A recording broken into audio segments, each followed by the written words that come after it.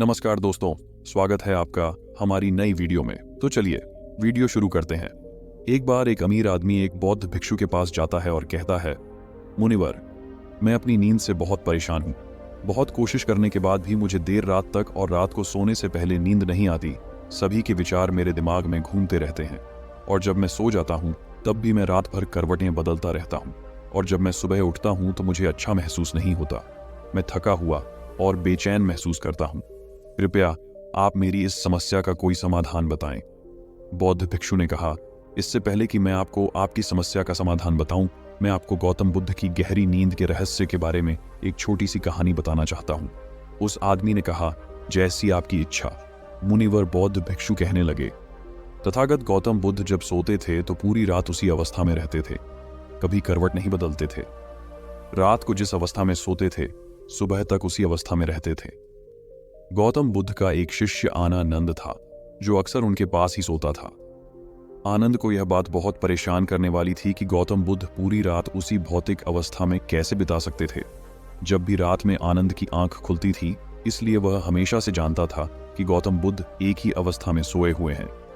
यह बात उसके मन में कई सवाल पैदा करती थी, लेकिन एक दिन भिक्षु आनंद अपनी जिज्ञासा को रोक नहीं सका और वह गौतम बुद्ध के पास गया। आधी रात में उसने गौतम बुद्ध को जगाया। बुद्ध को नींद से उठाकर आनंद बोला, तथागत मुझे क्षमा करें। मैं जानता हूं कि यह आपसे प्रश्न पूछने का सही समय नहीं है, क्योंकि आप सारा दिन चलते रहते हैं और लोगों को धर्म का ज्ञान देते हैं और उनकी समस्याओं का समाधान करते हैं। लेकिन मेरी जिज्ञासा इतनी बढ़ गई है कि मैं सुबह तक इंतजार नहीं कर सकता। इसलिए कृपया मेरे प्रश्न का उत्तर दें और मेरी जिज्ञासा को शांत करें। भिक्षु आनंद ने आगे कहा, मैं पिछले 20 वर्षों से आपके साथ हूं और देख रहा हूं कि आप पूरी रात एक ही अवस्था में बिताते हैं, जरा सा भी हिलते नहीं हैं। तो क्या आप सच में सोते हैं या नहीं? गौतम बुद्ध आनंद की ओर देखकर मुस्कुराए और बोले, सोते हैं बिल्कुल। मैंने अपने लिए सोने की सही स्थिति ढूंढ ली है। अब मुझे सोते समय हिलने डुलने की जरूरत नहीं है। मैं नींद की अवस्था में भी जागता रहता हूँ, जबकि मेरा शरीर सो रहा होता है, लेकिन मैं जागता रहता हूँ। सवाल यह नहीं है कि नींद की अवस्था में शरीर चलता है या नहीं। सवाल यह नहीं है कि शरीर स्थिर अवस्था में क्यों नहीं रह पाता। असली कारण तो मन है। मन ही शांत और स्थिर नहीं रह पाता और यही कारण है कि हम नींद की अवस्था में भी अपने शरीर को हिलाते रहते हैं। लेकिन मैं इन सब चीजों से परे आ चुका हूं। अब मेरे अंदर मन नाम की कोई चीज नहीं बची है। जब मैं सोने जाता हूं तो मेरा शरीर बिल्कुल शव जैसा हो जाता है। मन नाम की कोई चीज नहीं बचती है। आनंद, क्या आपने कभी किसी मृत शरीर को अपनी अवस्था बदलते हुए देखा है? गहरी नींद की अवस्था में भी हमारा दिमाग ही ये सब काम करता है। एक बार जब मन स्थिर हो जाता है, मन शांत हो जाता है, तब आपका शरीर गहराई में चला जाता है। सुझाव, लेकिन भीतर से तुम जागोगे। भीतर से तुम सब कुछ महसूस कर पाओगे। सोने के बाद भी तुम्हारी चेतना एक छोटे से जलते दीपक की तरह निरंतर प्रज्वलित रहेगी। कहानी खत्म करने के बाद बौद्ध भिक्षु ने अमीर आदमी से कहा, एक प्रबुद्ध व्यक्ति न केवल अपने शरीर को पूरी जागरूकता के साथ देखता रहेगा, बल्कि वह अपने मन को भी पूरी जागरूकता के साथ देखता रहता है। एक प्रबुद्ध व्यक्ति ऐसे ही नहीं सोता है। एक सामान्य व्यक्ति जब सोता है तो वह बेहोश हो जाता है। उसे अपने आसपास का भी पता नहीं चलता, इसलिए वह अपने सपने भी नहीं चुन पाता। लेकिन जब एक बुद्ध व्यक्ति सोता है तो उसे होश रहता है। जैसे सुबह उसकी आंखें खुली रहती हैं, उसी प्रकार एक बुद्ध व्यक्ति भी नींद में होता है। इसीलिए कहा जाता है कि एक बुद्ध व्यक्ति कभी नहीं सोता है। जब एक सामान्य व्यक्ति सो जाता, वह नहीं जानता कि वह कब सो जाता है। लेकिन यदि आप जागने और सोने के बीच के उस छोटे से क्षण में जागते रह सकते हैं, जब हम सोने के बहुत करीब होते हैं, तो कुछ अद्भुत घटित होगा जो आपको जागरूकता के करीब लाएगा। यह सुनकर वह व्यक्ति बोला, मुनिवर, मुझे इतने गहरे अध्यात्म की बातें समझ नहीं आती। कृपया मुझे आसान शब्दों में समझाएं। मुझे आसानी से गहरी नींद क्यों नहीं आती? बौद्ध भिक्षु ने कहा, यह 5 मुख्य कारण है। देर रात तक जागने और आसानी से नींद न आने के सबसे पहला कारण है बिस्तर पर सोने के अलावा कोई और काम करना। जैसे कई लोगों की आदत होती है कि वह बिस्तर पर ही खाना खाते हैं, वह बिस्तर पर ही पढ़ाई करने बैठते हैं और ऐसे कई काम वह अपने बेडरूम में ही करते हैं। शयन कक्ष का अर्थ सोने का स्थान होता है, लेकिन लोग इसका उपयोग अन्य कार्यों के लिए भी करते हैं, जिसके कारण हमारे मस्तिष्क में शयन कक्ष का कोई निश्चित अर्थ नहीं होता है। इसलिए जब हम बिस्तर पर सोने जाते हैं तो हमारा मस्तिष्क इसे पूरी तरह से स्वीकार नहीं कर पाता है कि अब हमें सोना पड़ेगा, क्योंकि तुमने एक ही जगह पर दूसरे काम करने की आदत बना ली है। दोस्तों, अगर हम आज के समय के हिसाब से बात करें तो हम बिस्तर पर लेटकर भी फ़ोन पर बात करते हैं, बिस्तर पर बैठकर ऑफिस का काम भी करते हैं, चाहे वह फिल्म देखना हो, खाना खाना हो, वीडियो गेम खेलना हो या गपशप करना हो। आजकल लोग अपना ज़्यादातर समय बिस्तर पर लेटे हुए बिताते हैं, जिसके कारण हमारे दिमाग में बिस्तर अब सिर्फ सोने की जगह नहीं रह गया है। और यह एक बड़ा कारण है कि जब हम बिस्तर पर जाते हैं वह घंटों तक नींद नहीं आती। बौद्ध भिक्षु ने आगे कहा, बौद्ध आश्रमों में भिक्षु सुबह उठते ही अपना बिस्तर छोड़ देता है और फिर रात के समय ही वापस बिस्तर पर जाते हैं, जिससे उसके दिमाग को पता चल जाता है कि बिस्तर पर जाने का मतलब गहन निद्रा है। अच्छी और आरामदायक नींद न मिलने का दूसरा कारण है सोने का कोई निश्चित समय न होना। बौद्ध भिक्षु ने कहा, अगर आप सुबह जल्दी और पूरी नींद के साथ उठना चाहते हैं तो आपको रात में जल्दी और एक निश्चित समय पर सोने की आदत डालनी होगी। बौद्ध आश्रमों में रहने वाले भिक्षु हमेशा रोशनी लेते हैं और सोने से कुछ घंटे पहले एक निश्चित समय पर आसानी से पचने वाला भोजन करते हैं और हर दिन एक निश्चित समय पर सो जाते हैं। तो इस तरह वे एक निश्चित दिनचर्या का पालन करते हैं। दोस्तों, अगर हम हमारी आज की जीवन शैली की बात करें तो ज्यादातर लोगों के पास ना तो सोने का ना ही उठने का कोई निश्चित समय है और ना ही वे इस बात का ध्यान रखते हैं कि रात का खाना हल्का और जरूरत से थोड़ा कम हो, बल्कि उनका मुख्य भोजन है केवल रात्रि में है। वीकेंड पर देर रात तक जागते रहते हैं क्योंकि अगले दिन कोई काम नहीं होता है। अगर वे रात में फिल्म देखने लगते हैं तो चाहे कितनी भी रात हो जाए वे फिल्म पूरी करके ही सोते हैं। समय और जीवन के बीच कोई सामंजस्य और नियंत्रण नहीं है। और फिर ये वही लोग हैं जो अगले दिन अधूरी नींद के साथ उठते हैं और पूरे दिन बेचैनी और थकान में महसूस करते हैं। यौगिक संस्कृति में नींद को एक चमत्कारी दुनिया कहा जाता है। अगर आप नींद को समझ जाते हैं तो आप नींद में अपने अंदर बहुत कुछ पैदा कर सकते हैं और अगर आप नहीं समझे तो आप इसे खराब भी कर सकते हैं। बौद्ध भिक्षु ने आगे कहा, गहरी नींद ना आना और सुबह उठने पर अच्छा महसूस ना करना। तीसरा कारण है सोने से पहले नकारात्मक चीजों के बारे में सोचना। जिस तरह के विचारों के बारे में सोचते हुए आप सोते हैं, जब आप अपनी आंखें खोलते हैं सुबह में यह पहले विचार है जो आपके मन में आते हैं। इसीलिए जब आप नकारात्मक विचारों के साथ सोते हैं तो सुबह आप उनके साथ ही जागते हैं। बिस्तर पर लेटे हुए जब हम सोने ही वाले होते हैं तब हमारा अचेतन मन सबसे अधिक सक्रिय होता है और इस समय हम जो विचार अपने अंदर पैदा कर रहे होते हैं, हमारा अचेतन मन उन विचारों को सीधे स्वीकार कर लेता है और उन्हें वास्तविकता में लाने का प्रयास करता है। हमारा अचेतन मन ऐसा नहीं कर पाता है। अच्छे और बुरे विचारों में से चुने। यह नहीं जानता कि हमारे लिए क्या अच्छा है और क्या बुरा। यह बस प्राप्त जानकारी पर काम करना शुरू कर देता है। इसलिए हमें सोते समय अपनी समस्याओं और नकारात्मक विचारों के बारे में सोचने की बजाय उन अच्छी बातों और चीजों के बारे में सोचना चाहिए जिसे हम अपने जीवन में पाना चाहते हैं। हमेशा रात को सोने से पहले और सुबह उठने के बाद उन बातों के बारे में सोचे जो आपके जीवन में सकारात्मक बदलाव ला सकती है। अच्छी और गहरी नींद न आने का चौथा कारण है गलत तरीके से सोना। बौद्ध भिक्षु ने कहा, आपने सुना होगा कि भारत में अक्सर कहा जाता है कि उत्तर की ओर सिर करके नहीं सोना चाहिए। ऐसा इसलिए है क्योंकि जब हम उत्तर की ओर सिर करके सोते हैं तो पृथ्वी के चुंबकीय खिंचाव के कारण हमारे शरीर का बहुत सारा खून मस्तिष्क की ओर जाने की कोशिश करता है और इसके कारण मस्तिष्क में पाई जाने वाली नस बहुत पतली हो जाते हैं।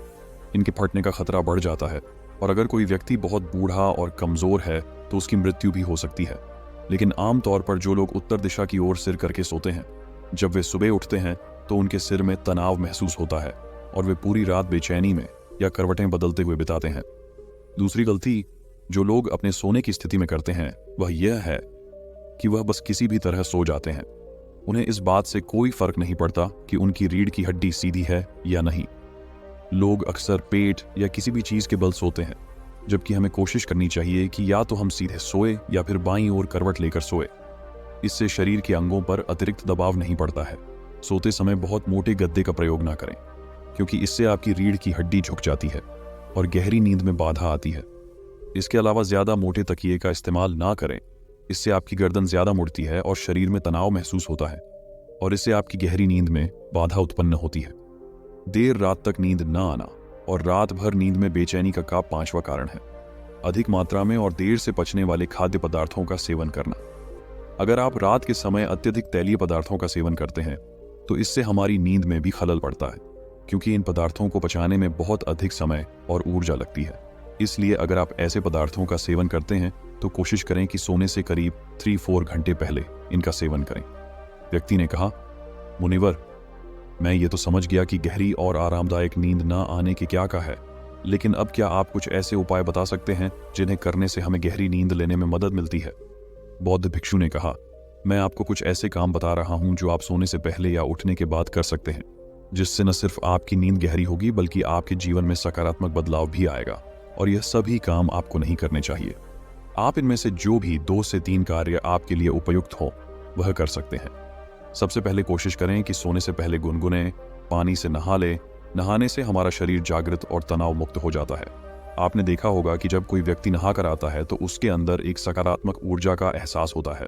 वह अधिक खुश और तनाव मुक्त नजर आता है। इसका कारण यह है कि हमारे शरीर का अधिकांश भाग पानी है और पानी हमारे शरीर का मूल अंग है। यदि संभव हो तो सोने से पहले अपने शयन कक्ष में किसी जैविक तेल और रोई का दीपक जलाएं। इससे आसपास के वातावरण में सकारात्मकता आती है। सोने से पहले थोड़ा पानी पिए, इससे आपको काफी मदद मिलेगी। जब आप बिस्तर पर जाएं तो सोने से पहले कुछ मिनट के लिए ध्यान करें और आपके पास जो कुछ भी है उसके लिए आभार व्यक्त करें, या अपने दिन में किए गए सभी अच्छे कामों के बारे में सोचें। सोने से पहले एक बार याद कर लें कि आप नश्वर हैं, आज आपकी मृत्यु हो सकती है। ऐसा सोचकर आप अपनी छोटी छोटी परेशानियों के बारे में चिंता करना छोड़ दें। सुबह उठते ही अपने दोनों हाथों को आपस में रगड़ कर आंखों पर रखें। इससे आपका शरीर जागृत होता है। और हमेशा दाहिनी करवट से उठना चाहिए। हमेशा रात को जल्दी सोने की कोशिश करें ताकि आप सुबह जल्दी उठ सकें और अपनी पूरी नींद ले सके। तो ये थे कुछ तरीके जिनसे आप अपनी नींद को गहरी और आरामदायक बना सकते हैं। उस व्यक्ति ने बौद्ध भिक्षु को उसकी सीख के लिए धन्यवाद दिया और वहां से चला गया। किसी नगरी में एक छोटी नीची जात की अछूत कन्या रहती थी। अभी वह छोटी बच्ची ही थी और उसे बचपन से ही सिखाया जा रहा था कि झुक कर रहना है, स्वीकार का भाव रखना है, सवाल बिल्कुल नहीं करनी है, नजरें नहीं उठानी है, समाज में हमारा जगह नहीं है, हमें केवल सेवा करनी है। ज्ञान हमारे लिए नहीं है, किसी भी का ज्ञान हमें नहीं सीखना है। वह छोटी बच्ची थी, इसलिए जैसा कि बच्चों का स्वभाव होता है, वह हर चीज में क्यों लगाती थी।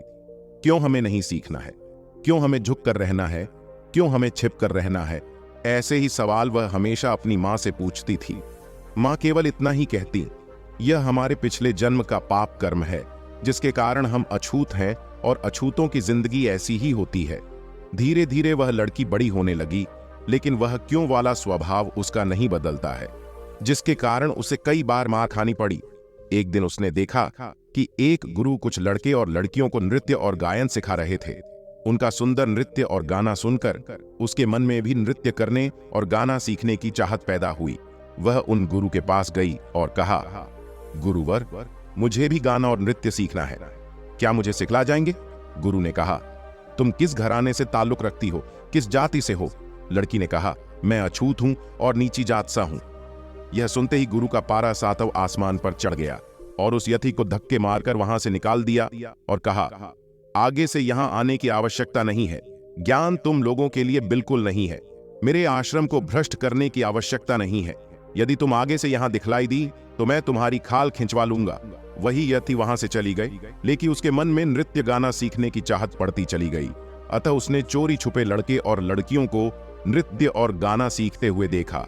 वह जैसा देखती वैसा ही अभ्यास अकेले में आकर घर पर किया करती थी और लगभग 2 वर्ष की अथक कड़ी मेहनत के बाद वह गायन और नृत्य में पारंगत हो गई। लेकिन यह बात किसी को नहीं पता थी। एक दिन उस राज की राजकुमारी एक मार्ग से जा रही थी। उस राजकुमारी को अपने कुछ कपड़े पसंद नहीं आए, तब उसने रास्ते में वह कपड़े फेंक दिए। उस मार्ग से वह लड़की भी जा रही थी। उसने उन कपड़ों को देखा तो उन्हें उठा लिया। उसे वह कपड़े अच्छे लगे तो उसे वह पहन लिए। उन कपड़ों को पहनकर वह राजकुमारी से भी सुंदर लग रही थी। उस समय नगर में एक मेला चल रहा था। उसने सोचा कि इन कपड़ों को पहनकर उस मेले में जा सकती हूं, तब मुझे वहां कोई नहीं पहचानेगा। उसने ऐसा ही किया और वह मेले में पहुंच गई। उनका नृत्य और गाना देखकर उसके मन में भी गाने की इच्छा उत्पन्न हुई। अतः वह मेले से थोड़ी दूर जाकर एकांत में गाना गाने लगी। तभी उसकी आवाज एक व्यक्ति ने सुनी और वह उस आवाज के पीछे खींचा चला आया। उसने उस लड़की से कहा, तुम्हारी आवाज बहुत मधुर और सुंदर है, क्या तुम मेरे लिए इस मेले में एक गाना गा सकती हो? मैं तुम्हें जो तुम कहोगी उतना धन दे दूंगा। लड़की ने कहा, नहीं नहीं, मुझे गाने की इजाजत नहीं है, मैं नहीं गा सकती। उस व्यक्ति ने बहुत प्रार्थना की और अधिक से अधिक धन देने का वादा भी किया। लड़की ने कहा, मैं धन दौलत के लिए गाना नहीं गाती, केवल अपने लिए गाती हूं। फिर भी जब तुम इतना कह रहे हो तो मैं तुम्हारे लिए भी एक गाना गा सकती हूं। उस लड़की ने मेले में गाना गाया। उसकी आवाज सुनकर लोगों ने उसकी बहुत प्रशंसा की। उसकी आवाज राजा के एक मंत्री ने भी सुनी। तब उसने सोचा कि इस लड़की को मैं राजा के पास ले जाता हूं। इसका गाना सुनकर राजा अवश्य ही बहुत प्रसन्न होंगे और वह मुझसे बहुत खुश हो जाएंगे। उस मंत्री ने लड़की से कहा, तुम बहुत अच्छा गाती हो, क्यों नहीं? तुम राजा के समक्ष गाती देखकर राजा अवश्य ही प्रसन्न हो जाएंगे और जो तुम्हें चाहिए वह मिलेगा। लड़की ने कहा, क्या जो भी मैं चाहूं वह राजा दे सकते हैं? मंत्री ने कहा, हाँ क्यों नहीं, अगर राजा प्रसन्न हो जाए तो क्या नहीं दे सकते? लड़की ने कहा, लेकिन तुम मेरे बारे में नहीं जानते, पहले मेरे बारे में जान तो लो। मंत्री ने कहा, एक कलाकार की पहचान उसकी कला से होती है और तुम एक कलाकार हो, इससे ज्यादा और कुछ क्या हो सकता है? लड़की ने कहा, क्या वाकई राजा जो मैं मांगू दे सकते हैं? मंत्री ने फिर कहा, हाँ हाँ, कह तो दिया, जो चाहिए वह सब मिलेगा, लेकिन इसके लिए राजा का प्रसन्न होना आवश्यक है। लड़की ने कहा, तो फिर ठीक है, मैं चलती हूं आपके साथ। मुझे कुछ राजा से मांगना है और अवश्य ही वह मेरा गाना सुनकर अति प्रसन्न हो जाए। वह मंत्री उस लड़की को राजा के दरबार में लेकर गया और राजा से कहा, महाराज, आपने एक से बढ़कर एक गायक दिखे होंगे, सबके गाने भी सुने होंगे, लेकिन जो आवाज इस लड़की के पास है वह किसी के पास नहीं है। एक बार इस लड़के का गाना अवश्य सुनकर देख लीजिए। राजा ने कहा, जब तुम इतना यकीनन कह रहे हो तो कोई ना कोई तो बात अवश्य ही होगी। ठीक है, लड़की से कहो कि वह गाना गाए, हम देखेंगे यह किस तरह से बेहतर है। उस लड़की ने राजा के सामने दरबार में गाना गाया। गाना सुनकर सब खुश हो गए। राजा भी अपने आप को प्रशंसा करने से रोक नहीं पाया। उसने उस लड़की की बहुत प्रशंसा की और खुश होकर अपने गले की हार निकालकर उस लड़की को दे दिया और कहा कि तुम जो चाहो मांग सकती हो, हम तुम्हें अवश्य दे देंगे, हम तुम्हारी मनोकामना पूर्ण करेंगे। लड़की ने कहा, क्या यह सच है? जो मैं मांगू वह मुझे मिलेगा? राजा ने कहा, अवश्य क्यों नहीं, मांग कर तो देखो, जो चाहोगी वह मिलेगा। लड़की ने कहा, राजा साहब, हर गांव के बाहर एक बस्ती है, उस बस्ती में नीची जात के अछूत लोग रहते हैं, उन्हें भी पढ़ने लिखने और ज्ञान प्राप्त करने का अधिकार दे दीजिए। राजा ने कहा, तुम्हारा मन बहुत अच्छा है, लेकिन यह अधिकार हम उन्हें नहीं दे सकते। यह सब उनके पिछले जन्मों का पाप कर्म है, जिस कारण उन्हें भुगतना पड़ता है। और तुम क्यों उन अछूतों की बात कर रही हो? तुम अपने लिए कुछ मांगो। लड़की ने कहा, राजा साहब, मैं भी एक अछूत कन्या ही हूं और आपने कहा था जो मांगूंगी वह मिलेगा, तो यह भी मुझे मिलना चाहिए। लड़की की यह बात सुनकर वह एक अछूत कन्या है। वहां बैठे सभी लोग हैरान हो गए। एक अछूत कन्या राजसभा में कैसे आई? राजा ने मंत्री की तरफ देखा। मंत्री ने कहा, महाराज, इस कन्या की वेशभूषा देखिए, यह देखने में राजकुमारी की तरह दिखती है। इसने मुझे धोखा दिया है, ये कपड़े अछूतों की नहीं है, इसी कारण मैं धोखा खा गया। वहां बैठे सभी लोग चिल्लाने लगे, महाराज, अछूत कन्या ने पाप किया है, इसे दंड अवश्य मिलनी चाहिए। इसे तो राजमहल के सामने से भी नहीं गुजरना चाहिए था, ये तो राजमहल में भी आ गई और आपके सामने इसकी खड़े होने की हिम्मत कैसे हुई? कुछ लोगों ने उसे मारने के लिए तलवार निकाली। यह सब होता देख लड़की ने राजा से कहा, महाराज, मुझे न्याय चाहिए। न्याय की बात सुनते ही राजा के एक मंत्री ने कहा, न्याय तुम्हारे लिए नहीं है, न्याय आम प्रजा के लिए है। तुम जैसे अछूतों के लिए कोई न्याय नहीं है महाराज। मैं तो कहता हूं जो अपराध इसने किया है, कोई आगे से ऐसा न करे, इसलिए इसको भयंकर से भयंकर मृत्यु दंड देना चाहिए। राजा ने कहा, उचित है, ऐसा ही होगा। अभी के अभी इसे हाथियों के पैरों तले कुचल दो, यह हमारी आज्ञा है, तभी सभी के साथ न्याय होगा। लड़की ने कहा, महाराज, यह कैसा न्याय हुआ? यह तो अन्याय है, आप ऐसा नहीं कर सकते। आपने वादा किया था, जो भी मैं मांगूंगी वह आप देंगे। राजा ने लड़की की एक भी नहीं सुनी। लड़की ने हिम्मत की और तुरंत वहां से भाग गई। राजा ने तुरंत लड़की को पकड़ लाने का आदेश दिया और वह खुद भी उस लड़की के पीछे चल दिया। लड़की भागती हुई एक मार्ग से जा रही थी। वह थक गई थी और नीचे गिर पड़ी। तभी किसी ने उस लड़की को उठाया। लड़की ने देखा कि उनके सामने तथागत गौतम बुद्ध है। तथागत गौतम बुद्ध ने उस लड़की को उठाया और पूछा, पुत्री, क्या हुआ? तुम इतनी भयभीत क्यों हो? लड़की ने कहा, मैं एक अछूत कन्या हूं और नीची जाति का हूं। इस कारण राजा ने मुझे मृत्युदंड दिया है। वह मुझे हाथियों के पैरों तले कुचल देना चाहते हैं। लड़की ने अपने ऊपर विधि हुई सारी घटना तथागत गौतम बुद्ध को बतलाई। बुद्ध ने कहा, पुत्री तुम बहुत साहसी हो, तुम यहीं रुको, तुम्हें कुछ नहीं होगा। राजा के सैनिक लड़की को ढूंढते हुए वहां पहुंचे और बुद्ध से कहा, हे बुद्ध, यह लड़की अपराधी है, इसे मृत्युदंड दिया गया है, आप इसका संरक्षण ना करें, इसे हम ले जाना चाहते हैं। बुद्ध ने कहा, इसे यहां से केवल तुम्हारा राजा ही ले जा सकता है। जब यह बात राजा को पता चली तो वह बुद्ध के पास आया और कहा, हे बुद्ध, यह लड़की अपराधी है, इसे मैंने मृत्युदंड दिया है, कृपया इसे हमें हमारे हवाले कर दे। बुद्ध ने कहा, क्या अपराध है? इस लड़की का राजा ने कहा, यह नीची जात की अछूत कन्या है और इसने इतना साहस किया है कि यह राजमहल तक पहुंच गई। इन लोगों के लिए किसी भी तरह की विद्या के नाम पर पाबंदी है, फिर इसने नृत्य और गाना सीखा, यही इसका अपराध है। बुद्ध ने कहा, राजन, किसी भी की पहचान उसके गुणों और कर्मों से होती है। गुणों और कर्म से यह लड़की सुंदर और समझदार और साहसी के साथ एक कलाकार भी है। क्या इसकी कला से खुश होकर तुमने इसे वचन नहीं दिया और उसने मांगा भी? तो क्या अपने लिए तो कुछ नहीं मांगा, अपने लोगों के लिए मांगा है? तो इस कर्म से यह कितना महान हो जाती है। और तुम राजन, तुम्हारा कर्म क्या है? वचन देकर भी पीछे हट गए। जिसे इनाम देना था उसे मृत्युदंड देने चले, जिसकी प्रशंसा करनी चाहिए उसकी बुराई कर रहे हो। मेरी नजर में लड़की अछूत नहीं है, अछूत तुम लोग हो। इस लड़की के सामने तुम्हारे कर्म बहुत छोटे हैं। राजन राजा बुद्ध के सामने सर्वविदा हो गया और वह कुछ ना बोल सका।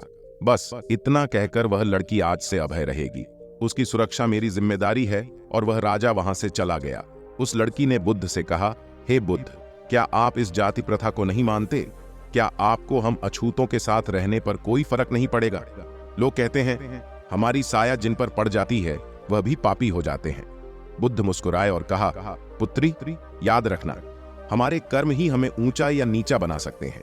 जन्म से कोई ऊंचा नीचा नहीं होता, हम सब एक ही हैं। यह प्रकृति हमारा पालन पोषण भी एक जैसा ही करती है। यह हमसे कोई भेदभाव नहीं करती। भेदभाव करना हम मनुष्यों का स्वभाव बन गया है और इसे बदलना ही होगा। दोस्तों, उम्मीद है कि आपने आज के इस वीडियो से जरूर कुछ ना कुछ सीखा होगा। तो आज के इस वीडियो को लाइक करें और अपने दोस्तों के साथ शेयर करना ना भूलें। और हमें ऐसे ही सपोर्ट करने के लिए चैनल को सब्सक्राइब और घंटी बटन को भी जरूर दबा दें। तो चलिए मिलते हैं ऐसे एक और वीडियो में, तब तक के लिए अपना ख्याल रखें। धन्यवाद। नमो बुद्धाय।